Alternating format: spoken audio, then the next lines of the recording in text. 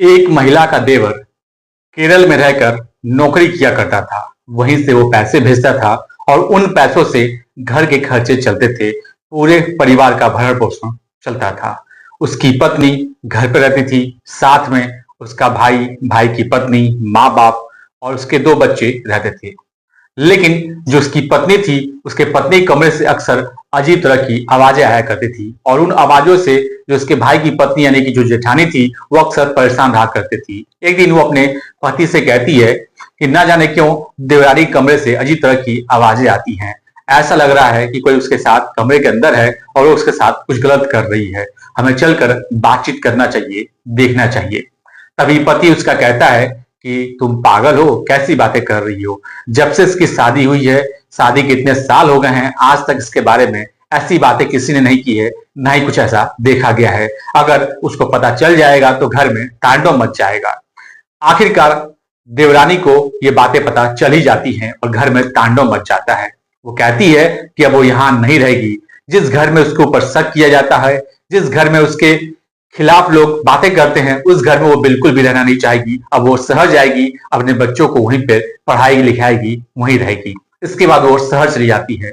जैसे ही वो शहर जाती है, शहर जाने के बाद उसके पति का कत्ल कर दिया जाता है। इधर उसके पति का कत्ल होता है, उधर वो जाके कोर्ट मैरिज कर लेती है। जब इस घटनाक्रम का खुलासा होता है तो लोगों को यकीन नहीं होता है और पुलिस भी हैरान हो जाती है। नमस्कार, मैं विपिन। आज की जो सच्ची घटना मैं आपको सुनाने जा रहा हूँ, ये सच्ची घटना है। उत्तर प्रदेश का जिला है मैनपुरी, वहीं की ये घटना है।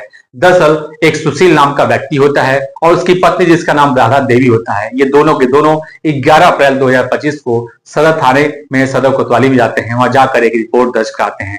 पुलिस वालों से कहते हैं कि राधा देवी बताती है कि उसका देवर जिसका नाम समीर है, वो केरल में नौकरी किया करता था और 31 मार्च 2025 से घर से अचानक से लापता है। उन्होंने उसको बहुत ही ढूंढने की कोशिश की, लेकिन उसका कुछ अता पता नहीं चल रहा है। उसके जब फोन किया जाता है तो मोबाइल भी बंद आ रहा है। वो बताते हैं कि उसके गायब होने के एक हफ्ते बाद से उसकी पत्नी जिसका नाम मीरा है, वो भी लापता है। उसे भी उन लोगों ने बहुत ही ढूंढने का प्रयास किया, उसके फोन पर कॉल किया, लेकिन उसका भी फोन बंद आ रहा है।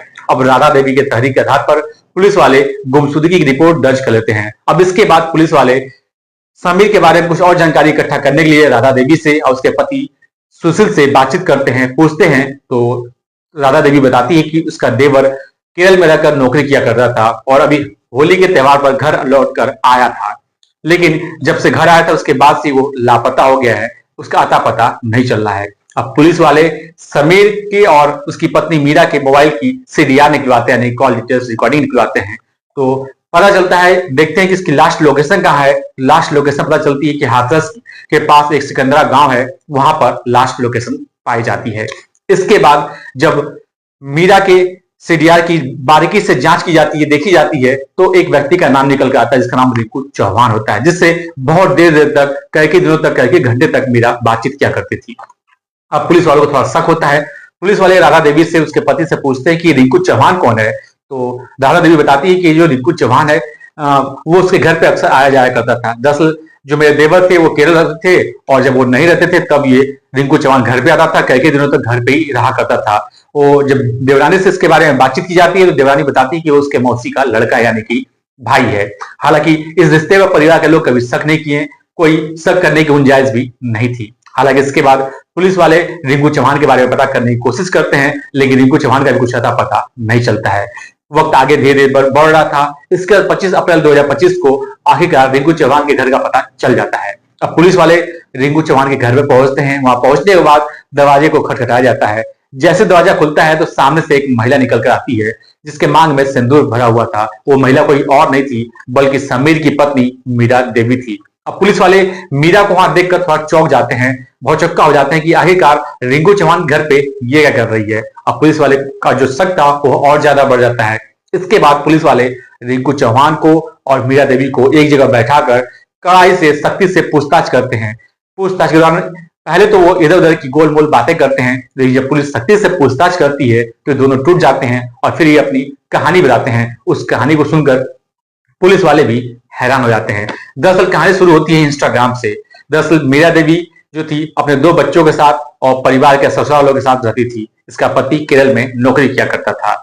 जब घर का सारा काम कर लेती थी तो इत्मीनान से बैठकर मीरा देवी इंस्टाग्राम पे डेली कुछ ना कुछ हमेशा अपडेट किया करती थी और उसके उस अपडेट को रिंकू चौहान अक्सर लाइक करता था, कमेंट करता था और धीरे धीरे इस लाइक और कमेंट की वजह से इन दोनों के बीच बातचीत बढ़ जाती है और दोस्ती जाती है। देखते देखते दोस्ती कुछ ज्यादा गहरी हो जाती है। एक दिन रिंकू चौहान कमेंट करके कहता है कि मैं तुमसे मिलना चाहता हूं, तुम्हारे बहुत करीब आना चाहता हूं। जब इस तरह की बातें होती है तो मीरा देवी कहती है कि कभी भी नहीं हो सकता, क्योंकि वो शादीशुदा है, 2 बच्चों की माँ है।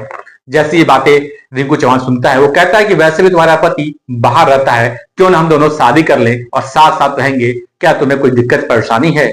इसके बाद मीरा देवी मौका देखकर घर से बहाना बनाकर निकल जाती है और सीधा रिंकू चौहान के घर पहुंच जाती है। वहां जाने के बाद रिंकू चौहान और मीरा देवी एक मंदिर में जाकर शादी कर लेते हैं। शादी करने के बाद दोनों आराम से रह रहे थे। मीरा देवी अपने घर आती है। जब भी समीर रिंकू चौहान को मौका मिलता था वो उसके घर पर आ जाया करता था, वो भी भाई बनकर, लेकिन कमरे के अंदर पति बनकर रहता था। इसके बाद धीरे धीरे इन दोनों का रिश्ता आगे बढ़ने लगता है और अक्सर इसके जो कमरा था, कमरे से अजीब तरह की आवाज आती थी। उन आवाजों की वजह से जो इसकी जेठानी थी राधा देवी, वो अक्सर परेशान रहा करती थी। वो अपने पति से कहती है कि मेरे जेठानी के देवरानी के कमरे से अजीब तरह की आवाजें आती है, हमें चलकर देखना चाहिए। लेकिन राधा देवी की बातों पर परिवार के लोग विश्वास नहीं करते हैं। लेकिन जब ये बात देवरानी को पता चलती है, यानी कि मीरा को पता चलती है, तो मीरा घर में तांडव मचा देती है। वो कहती है कि मैं ऐसे घर में बिल्कुल नहीं रह सकती हूँ जिस घर में उसके ऊपर शक किया जाता है। वो कहती है कि अब मैं शहर जाऊंगी और शहर में ही किराए का मकान लेकर अपने बच्चों को पढ़ाऊंगी, लिखाऊंगी, वहां पे मुझे कोई दिक्कत, कोई परेशानी नहीं होगी। इसके बाद मीरा देवी शहर चली जाती है। शहर जाने के बाद वहां पर किराए पर एक मकान लेती है और वहां पर अपने बच्चों को पढ़ाने लिखाने शुरू कर देती है। अब यहाँ ना तो जेठानी है, ना तो ससुराल का कोई व्यक्ति है, ना तो कोई रोकने और टोकने वाला है। इसके बाद जब भी मौका मिलता, जब भी मन करता, रिंकू चौहान यहाँ आता, कई दिनों तक रहता और उसके साथ पति की तरह दिन भर रह करके समय बिताता। धीरे धीरे वक्त आगे बढ़ा था, सब कुछ ठीक ठाक चल रहा था। तभी अचानक जो उसका पति समीर केरल में रहकर नौकरी करता था, अचानक ही होली का त्योहार आने वाला था और सारा का सारा सामान वो समेट कर वापस चला आता है और आने के बाद अपनी पत्नी से कहता है कि उसने एक फैसला लिया है कि वो अपने पत्नी और बच्चों से काफी दूर रहता है, इसलिए अब वो केरल नहीं जाएगा, यहीं पर रहकर कोई भी छोटी मोटी नौकरी करेगा और परिवार के साथ रहेगा। जैसी मीरा देवी ये बातें सुनती है, उसके पैरों तले जमीन खिसक जाती है। वो सोचने पर मजबूर हो जाती है कि अब करे तो क्या करे, अब वो रिंकू चौहान से कैसे मिल पाएगी। इसके बाद वक्त आगे बढ़ा था। जब रिंकू चौहान और मीरा मिल नहीं पाते हैं तो दोनों के दोनों बहुत ज्यादा परेशान जाते हैं। दोनों एक प्लान बनाते हैं कि क्यों ना समीर की हत्या कर दी जाए, किसी को कानो कान खबर नहीं होगी। प्लान तो कर लेते हैं। इसके बाद मौका आता है 30 मार्च को एक गांव में शादी समारोह था। उस शादी समारोह में ये समीर और उसकी पत्नी मीरा दोनों जाते हैं। अगले दिन शादी समारोह से 31 मार्च 2025 को जब लौटकर वापस आ रहे थे तो मीरा अपने पति समीर से कहती है कि एक काम करते हैं, घर के लिए फ्रिज और एक टीवी ले लेते हैं, अगर घर में रहेगा तो काफी अच्छा होगा। समीर कहता है ठीक है, कोई दिक्कत, कोई परेशानी नहीं है, ले लेते हैं, लेकिन ले कहां से। तभी मीरा कहती है कि उसका दूर का एक रिश्तेदार है, मौसी का लड़का जिसका नाम रिंकू चौहान है, उसके दुकान पे चलते हैं, वहां से ले लेंगे। इसके बाद समीर और मीरा दोनों के दोनों रिंकू चौहान के पास पहुंच जाते हैं। हालांकि रिंकू चौहान के घर पर एक पहले से उसका दोस्त भी वहां मौजूद था। जैसे जाते हैं, बातचीत होती है। बातचीत के दौरान फिर समीर कहता है कि चलो काफी देर हो गया है, चलते हैं, अब टीवी और फ्रिज देख लेते हैं। तभी रिंकू कहता है कि जल्दीबाजी किस बात की है, आप पहली बार घर पे आए हैं, थोड़ा बैठिए, कुछ खाते पीते एंजॉय करते हैं, फ्रिज और टीवी तो कभी भी ले लेंगे, देख लेंगे। इसके बाद जो उसका सहयोगी होता है उससे शराब, कुछ बियर की बोतलें मंगाई जाती हैं और जमकर शराब पी जाती हैं। जब समीर पूरी तरह से शराब पीकर टल्ली हो जाता है, इसके बाद पास में ही पत्थर नुमा कोई वस्तु पड़ी होती है, उस वस्तु से समीर को तब तक मारा जाता है जब तक कि उसकी हत्या ना हो जाए, उसकी मौत ना हो जाए।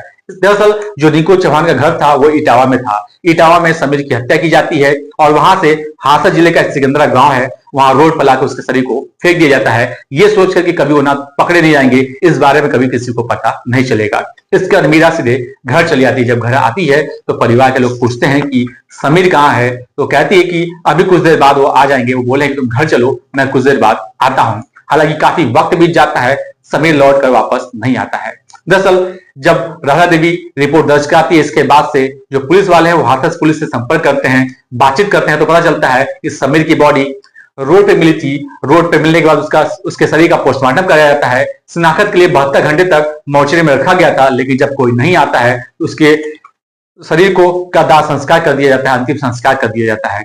इधर उसका अंतिम संस्कार हो रहा था। उधर उसकी पत्नी उसके हत्या के एक हफ्ते बाद से घर से फरार जाती है और जाकर रिंकू चौहान के साथ कोर्ट मैरिज कर लेती है।